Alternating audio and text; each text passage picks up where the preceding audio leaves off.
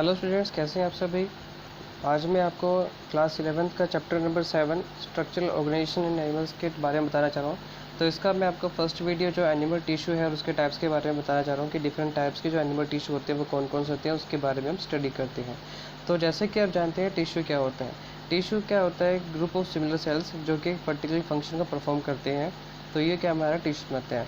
अब एनिमल्स में ये जो है वो एक ऐसा नहीं होता कि वो एक सिंगल सेल का होता है। एनिमल एक मल्टी सेलुलर ऑर्गेनिजम्स है, तो उसमें डिफरेंट तरह के टिश्यूज़ पाए जाते हैं क्योंकि और वो जो अपना पर्टिकुलर काम करते हैं। तो एनिमल में टिश्यूज़ है फंक्शन के बेसिस पे 4 टाइप्स में डिवाइड किया गया है। तो इनमें 4 टाइप्स जो है हमारे पास एनिमल टिश्यू के हैं वो है epithelial tissue, connective tissue, muscular tissue and nervous tissue. अब इन सभी का स्पेशलाइज्ड काम है। एपिथेलियल टिश्यू का काम है कवरिंग एंड प्रोटेक्शन करना। कनेक्टिव टिश्यू का काम होता है बॉडी के डिफरेंट पार्ट्स को कनेक्ट करना। मस्कुलर टिश्यू हमारी बॉडी में मूवमेंट करवाने में हेल्प करता है। और नर्वस टिश्यू का काम होता है कि एक बॉडी से दूसरे बॉडी पार्ट्स तक पैसेज को कनेक्ट करने में हेल्प करना। तो ये इस बेसिस पे क्या किया है, एनिमल टिश्यू को 4 डिफरेंट पार्ट्स में डिवाइड किया गया है। तो आइए हम इनमें से 2 पार्ट्स का स्टडी करते हैं। तो पहला पार्ट हम जो स्टडी करेंगे वो है एपिथेलियल टिश्यू। तो अभी ये चीज़ जो आपका फ्लो चार्ट आप देख रहे हैं मैं आपको बता चुका हूँ, तो हम इनको एक एक करके स्टडी करेंगे। तो पहले है एपिथेलियल टिश्यू। एपिथेलियल टिश्यू जैसे मैंने आपको अभी बताया, ये कवर्स करता है एक्सटर्नल सरफेस को और इंटरनल ऑर्गन्स की जो लाइनिंग है उनको भी क्या करता है, कवर करता है, सरफेस को बना के रखने में हेल्प करता है। तो यानी कि मेनली जैसे मैंने आपको बताया इनका मेन काम क्या होता है, कवरिंग एंड प्रोटेक्शन करना। तो 3 स्पेशलाइज तरह के जंक्शंस हमारे बॉडी में पाए जाते हैं, उसके बारे में पढ़ेंगे, जैसे कि जिन्हें हम टाइट जंक्शन, एडहेरिंग जंक्शन और गैप जंक्शन कहते हैं। ठीक है। तो non cellular basement membrane, no blood vessels और रिसीव करते हैं न्यूट्रिएंट अपने आसपास के टिश्यू से। तो ये इसके बारे में है। तो एपिथेलियल टिश्यू का जो फर्स्ट पार्ट हम पढ़ने जा रहे हैं, एपिथेलियल टिश्यू में जो हमारे पास जो सिंगल लेयर बनी होती है, सिंगल लेयर में जो हमारे पास बनी होती है वो होती है सिंपल एपिथेलियल।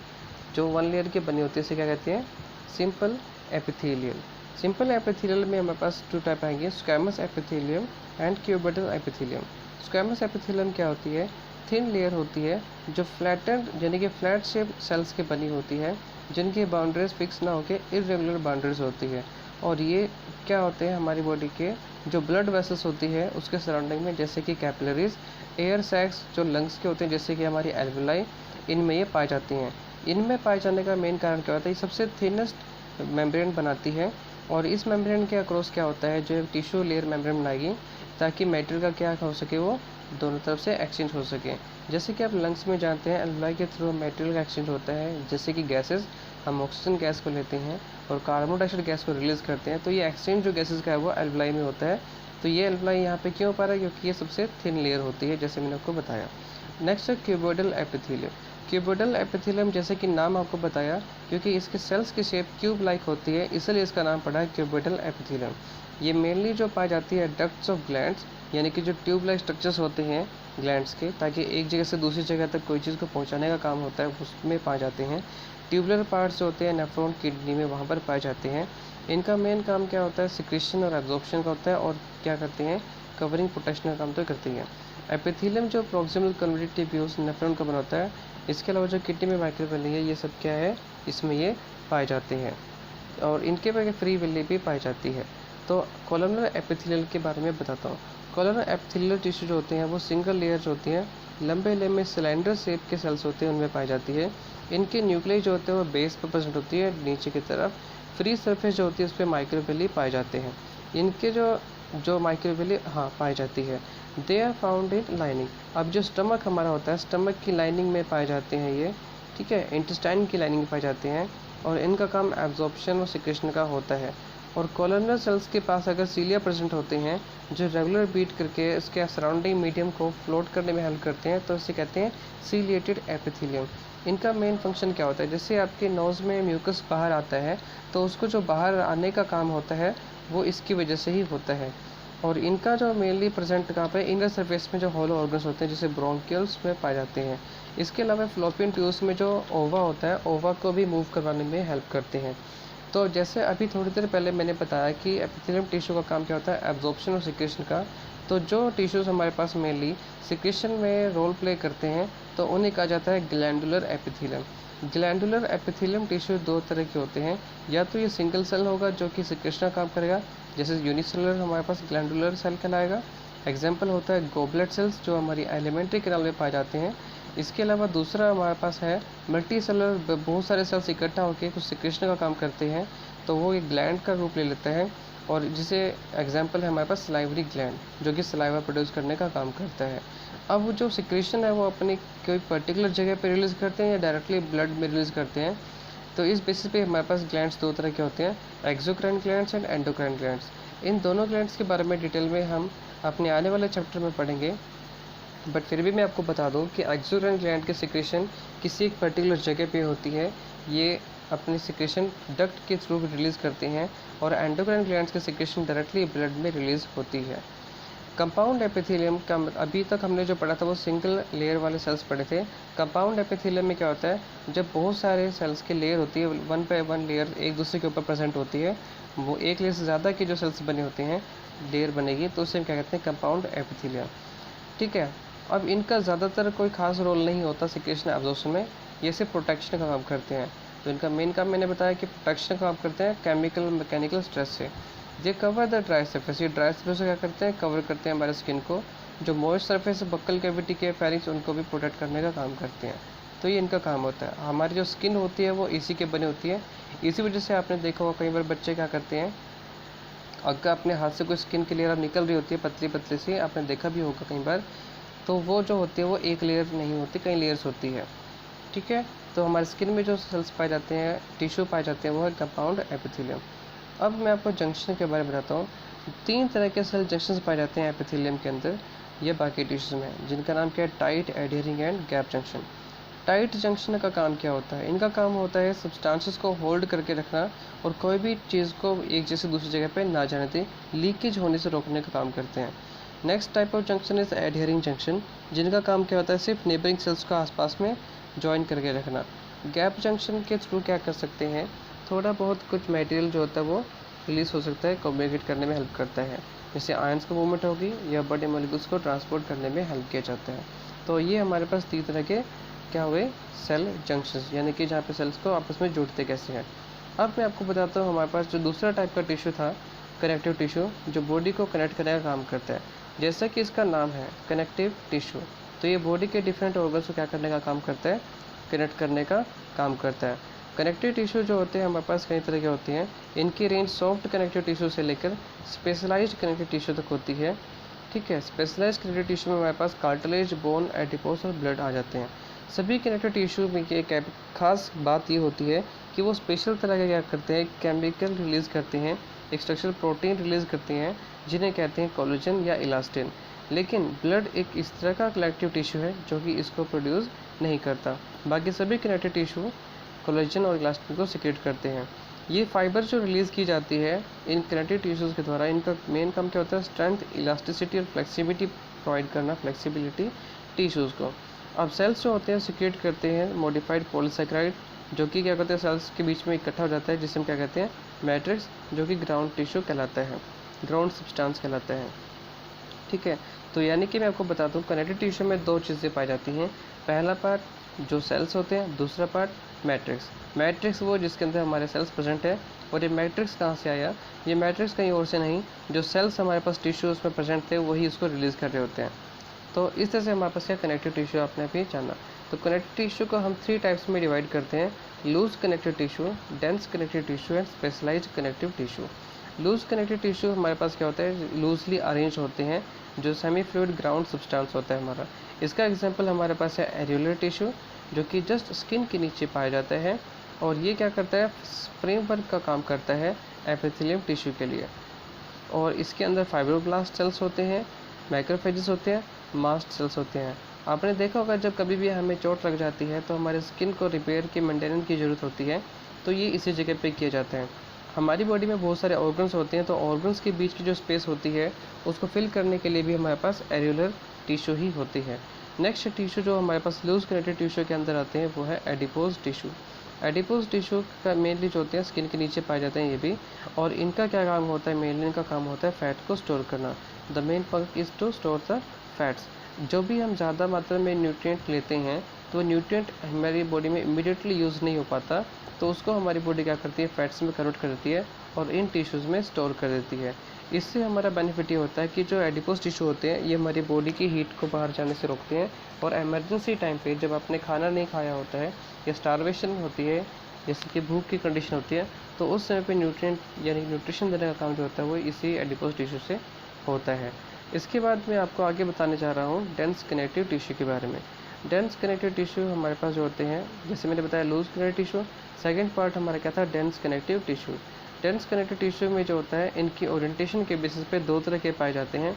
अगर इनकी ओरिएंटेशन पैरेलल एक दूसरे के है तो ये डेंस रेगुलर कनेक्टिव टिश्यू कहलाता है, और अगर इनकी पैटर्न जो अरेंजमेंट का है फाइबर्स का वो पैरेलल ना होकर इरेगुलरली होता है तो इसे कहा जाता है dense irregular connective tissue. Dense regular connective tissue mainly हमारे पास दो तरह के पाए जाते हैं, दो तरह आती हैं, जिसमें जो हमारे फाइबर्स होते हैं वो पैरेलली प्रेजेंट होती हैं। तो पहला होता है इसमें टेंडन, दूसरा होता है लिगामेंट्स। टेंडन का मेन काम क्या होता है, स्केलेटल मसल्स को बोन से कनेक्ट करने का काम होता है, और टेंडन जो होते हैं फ्लेक्सिबल नहीं होते, tendon are not flexible. Ligaments इसके कंपैरिजन में थोड़े फ्लेक्सिबल होते हैं, और लिगामेंट्स का क्या काम होता है, टू बोन्स को कनेक्ट करना, दो बोन को आपस में जोड़ने का जो काम है वो लिगामेंट्स करती हैं। इसी में हमारे पास अब मैं नेक्स्ट बताने जा रहा हूँ dense irregular connective tissue. Dense irregular connective tissue में जैसे बताया कि फाइब्रोब्लास्ट और फाइबर्स जो होते हैं वो ओरिएंटेशन की डिफरेंट होती है, पैरेलल अरेंज नहीं होते। नाउ अब हम आगे चलते हैं हमारे पास स्पेशलाइज्ड कनेक्टिव टिश्यू के बारे में। स्पेशलाइज्ड कनेक्टिव टिश्यू में हम तीन तरह के टिश्यूज़ के बारे में स्टडी करेंगे, कार्टिलेज, बोन्स एंड ब्लड। तो सबसे पहले स्टडी करते हैं कार्टिलेज के बारे में। कार्टिलेज जो होता है हमारे पास, इसके अंदर क्या होता है, बहुत सारे वर्टिब्रेट्स में बोन बनने से पहले जो टिश्यूज़ बनता है हमारा वो कार्टिलेज ही होता है, जो कि सॉलिड स्ट्रक्चर होता है और हमारी बॉडी को फ्रेमवर्क प्रोवाइड करता है स्टार्टिंग में, धीरे धीरे बाद में फिर बोन आती है। ठीक है, तो सेल जो इस टिश्यू के होते हैं उन्हें कहा जाता है कॉन्ड्रोसाइट्स। इस टिश्यू के सेल्स को क्या कहते हैं, कॉन्ड्रोसाइट्स कहते हैं। और ये क्या होते हैं, स्मॉल कैविटीज़ में प्रेजेंट होते हैं मैट्रिक्स में, जो कि सिक्रेट उन्हीं के द्वारा की जाती है। ज़्यादातर कार्टिलेज जो वर्टिब्रेट्स में होती है वो एम्ब्रियोनिस में क्या होते हैं, बाद में रिप्लेस की जाती है बोन के द्वारा। यानी कि स्टार्टिंग में जो हमारे पास कार्टिलेज थी ये एम्ब्रियो होती हैं, एम्ब्रियोनिक स्टेज में वर्टिब्रेट में पाई जाती है, और बाद में ये बोन्स में चेंज हो जाती है। इसके अलावा जो कार्टिलेज प्रेजेंट होती है, कहाँ कहाँ प्रेजेंट होती है मैं वो बताता हूँ। कार्टिलेज आपकी जो नोज़ होती है, आपका जो कान का जो बाहर की तरफ का हिस्सा नज़र आता है आउटर ईयर, तो वहाँ पर हमारे पास कार्टिलेज पाई जाती है।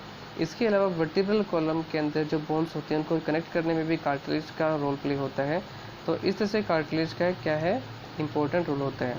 बोन्स की अगर बात करें, बोन्स हार्ड होती हैं और ये फ्लेक्सिबल नहीं होती, यानी कि जैसे कार्टिलेज मुड़ जाता है, आपने नोज़ को देखा था, वो मोड़ पाते हो आप उसको, नोज़ के ऊपर की टिप को अगर हाथ लगाते हो वो मुड़ सकती है। कान का जो आउटर पार्ट होता है जिसे पीना हम कहते हैं, उसको आप मूव करवा सकते हो, हिला सकते हो अपने हाथ की हेल्प से, बट बोन को हम ऐसे मूव नहीं कर सकते, क्योंकि बोन्स हार्ड होती हैं और they are not flexible, flexible भी नहीं होती हैं। फ्लेक्सिबल ना होने का मेन कारण क्या होता है, क्योंकि इनके अंदर कैल्शियम साल्ट के डिपॉजिट होता है, और ये कैल्शियम साल्ट ही क्या होता है, फिर इनको हार्ड बनाता है, इमोबाइल बनाता है। ठीक है, कोलेजन फाइबर्स जो होते हैं बोन में, तो उसको स्ट्रेंथ देने का काम करते हैं। अब मेनली अभी मैंने बताया कि मेन जो टिश्यू होते हैं वो स्ट्रक्चरल फ्रेमवर्क हमारी बॉडी का जो है, बॉडी का जो ढांचा हमारा है उसको जो स्ट्रक्चर देने का काम करता है वो बोन करती हैं। इसके अलावा बोन सपोर्ट करती हैं और प्रोटेक्ट करती हैं सॉफ्टवेयर टिश्यूज़ को, जैसे कि हमारे पास रिब केज जो होता है वो क्या करता है, हार्ट और हमारी लंग्स को प्रोटेक्ट करने का काम करता है।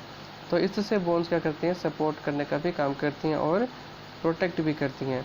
बोन सेल्स जो होते हैं उनको हम ऑस्टियोसाइट्स कहते हैं, और बोन सेल्स जो है वो स्पेशल तरह के स्पेसेस में पाए जाते हैं जिनको हम लैक्यूनाe कहते हैं। इसमें क्या होता है, जो हमारे पास लिम्ब बोन्स होती हैं, जो सबसे लंबी बोन है वो लेग की है, जो कि सबसे ज़्यादा वेट को बियर करने का काम करती है। अब इसमें हमारे जो स्केलेटल मसल्स होती हैं वो आपस में जॉइन होती हैं, वो हमारी, मैंने आपको अभी बताया था, कि आप कमेंट करके बता सकते हैं कि वो किससे जुड़ी होती है। हाँ जी, तो बिल्कुल ठीक कहा, जो हमारी बोन्स को जोड़ने में काम कौन करता है, लिगामेंट्स काम करती हैं। तो बोन के अंदर स्पेस भी पाई जाती है जिन्हें हम कहते हैं बोन मैरो, और वो जगह होती है जहाँ पर ब्लड सेल्स की प्रोडक्शन होती है। इसके बाद में आपको बताता हूँ ब्लड के बारे में। ब्लड हमारा एक फ्लूइड कनेक्टिव टिश्यू है, इसमें जो मैट्रिक्स होता है वो फ्लूइड होता है, और फ्लूइड मैट्रिक्स को हम प्लाज्मा कहते हैं, यानी कि जो फ्लूइड पार्ट होता है ब्लड का उसे क्या कहते हैं, प्लाज्मा। इसके अलावा हमारे पास इसमें कुछ सेल्स पाए जाते हैं जिन्हें कहते हैं हम फॉर्म्ड एलिमेंट्स, जिसमें आप ल्यूकोसाइट्स यानी कि WBCs, प्लेटलेट्स जिनको हम थ्रोम्बोसाइट्स भी कहते हैं, और एरिथ्रोसाइट्स यानी कि रेड ब्लड सेल्स, ये हमारे पास हो गए। वाइट अब हमारे पास ब्लड में जो प्लाज्मा होता है, प्लाज्मा के अंदर बहुत सारी चीज़ें पाई जाती हैं, जैसे कि जो आपने फूड डाइजेस्ट होने के बाद आपने ऑब्जर्व किया है, amino acid, nutrient, proteins, gases जो आपने एक्सचेंज की हैं, सॉल्ट आपने लिया है, वेस्ट भी सब प्लाज्मा में ही पाया जाता है डिजोल्व स्टेट में। और इस तरह से पूरी बॉडी में ब्लड क्या करता है, सर्कुलेट होते हुए ट्रांसपोर्ट करने का काम करता है मटेरियल को। तो आई होप आपको समझ आया होगा। अब मैं आपको बताने जा रहा हूँ मसल टिश्यू के बारे में। अब आपको मैं किसके बारे में बताना चाह रहा हूँ, मस्कुलर टिश्यू के बारे में। मस्कुलर टिश्यू हमारे पास होती है मेनली 3 टाइप्स की होती है। कौन कौन से muscle? Striated muscular tissue, unstriated muscular tissue and cardiac muscular tissue. Striated muscular tissue जैसा कि नाम है, इसमें स्ट्राइशंस पाए जाते हैं। आप अभी एक इमेज देख रहे हो, ए वाला फिगर। इस ए फिगर में आप देखोगे बहुत सारे डार्क और लाइट बैंड नज़र आ रहे हैं। तो डार्क और लाइट बैंड जो नज़र आ रहे हैं, इन्हीं को हम स्ट्राइशंस कहते हैं। अब ये स्ट्राइशंस इनमें पाया जाता है। इसी जो मसल्स हमारी ए वाली है, यानी कि स्केलेटल मसल्स भी कहते हैं इसको। स्केलेटल मसल्स कहने का कारण क्या होता है, क्योंकि यही जो मसल है हमारी बोन के साथ जुड़ी होती है, और बोन्स को हम स्केलेटल सिस्टम कहते हैं, इसलिए हम इसको स्केलेटल मसल टिश्यू भी कहते हैं। अब हमारी बॉडी की जो मूवमेंट हमारी मर्ज़ी से हो पाती है, वो इन्हीं की वजह से हो पाती है, इसीलिए हम इनको वॉलंटरी मसल्स कहते हैं। क्योंकि स्केलेटल मसल्स क्या होती है, हमारे कंट्रोल में होती है, हम अपनी मर्ज़ी से इनको मूव करा सकते हैं, तो इसलिए ये वॉलंटरी मसल्स कहलाती हैं। सेकंड जो मसल्स है हमारे पास है वो अनवॉलंटरी मसल्स है, इनवॉलंटरी मसल्स जो हमारे कंट्रोल में नहीं होती। इसके अलावा इसके अंदर हमारी क्या कौन से मसल्स आते हैं मैं बताता हूँ। इसमें हमारे पास मसल्स आती हैं हमारी आइरिस, जो आंखों की पुतलियों को सिकुड़ने का और फैलाने का काम करता है। इसके अलावा हमारे जो और इंटेस्टाइन की जो मसल्स होती हैं एलिमेंट्री कैनाल में, जो उसमें पेरिस्टाल्टिक मूवमेंट होती है, तो ये हमारे कंट्रोल में नहीं होती। ये क्या आती है, स्मूथ मसल्स में आती है। स्मूथ मसल्स आप इसमें देखोगे तो सिर्फ ऊपर से और नीचे से क्या टिप जो है टैपर्ड होती है, और बीच में से थिक होता है। इसमें सिंगल न्यूक्लियस होता है, ये यूनी न्यूक्लिएटेड होती हैं। जबकि हमारे पास जो स्ट्राइटेड यानी कि स्केलेटल थी, वो मल्टी न्यूक्लिएटेड थी। अब नेक्स्ट हमारे पास जो बच गई है वो है कार्डियक मसल्स। कार्डियक मसल्स जो होती हैं ये हार्ट में पाई जाती हैं, और इनका मेन काम क्या होता है, ब्लड को पंप करने का। इसकी प्रॉपर्टी एक ये भी होती है कि ये कभी थकती नहीं है। अगर कभी थक जाएंगे आप जानते हो, फिर हमें दिक्कत आ जाएगी। तो ये कभी थकती नहीं है। इनमें सिंगल न्यूक्लियस पाया जाता है, स्ट्राइटेड होती हैं ये भी, और इसमें ब्रांचिंग भी पाई जाती है। तो ये हमारे मसल टिश्यू के बारे में था। अब मैं आपको बताने जा रहा हूँ नर्वस टिश्यू के बारे में। नर्वस टिश्यू में आपको बता दूँ कि सबसे ज़्यादा हमारे बॉडी का जो कंट्रोल होता है वो न्यूरल टिश्यू के द्वारा ही होता है। हमारी बॉडी के जो भी चेंजेस आती हैं वो, या जो भी हम कंडीशन एनवायरनमेंट के प्रति रिस्पॉन्स देंगे, वो इसी की वजह से हो पाता है। तो न्यूरॉन्स जो है हमारे पास, वो यूनिट है नर्वस सिस्टम की। जो न्यूरल टिश्यू है उसकी जो सिंगल सेल है उसे हम क्या कहते हैं, न्यूरॉन कहते हैं। उसके अलावा इसमें न्यूरोग्लियल सेल्स भी पाए जाते हैं, जो कि न्यूरल सिस्टम को प्रोटेक्ट करने का काम करते हैं, यानी कि न्यूरॉन, और ये न्यूरॉन को सपोर्ट करने का काम भी करते हैं। नर्व सेल को ही हम न्यूरॉन कहते हैं। न्यूरोग्लिया जो होते हैं वो 1/2 द वॉल्यूम जो होता है हमारे न्यूरो टिश्यू का, उसको बनाता है। अब हमारे पास क्या है, जब कोई भी एक न्यूरॉन स्टिमुलेट किया जाता है तो इलेक्ट्रिकल डिस्टर्बेंस होती है। वो डिस्टर्बेंस होने की वजह से एक मैसेज जो होता है वो ट्रैवल करता है, फिर उसके जो प्लाज्मा के थ्रू होते हुए मेम्ब्रेन के थ्रू ये आगे ट्रांसमिट होता रहता है।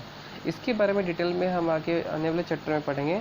तो मैं आपको बता दूं कि इसके जो मेनली पार्ट्स होते हैं, सेल बॉडी होता है, एक्सोन होता है, और लास्ट में एंडिंग क्या होता है, साइनेप्स पर एंड हो जाता है। तो ये हमारे पास न्यूरल टिश्यू के बारे में था। आई होप आपको समझ आएगा था। अगर आपकी कोई क्वारीज है तो आप मुझे व्हाट्सएप या कमेंट करके मुझे ज़रूर बताइए। Thanks for watching the video, और आई होप आपको समझ आया होगा।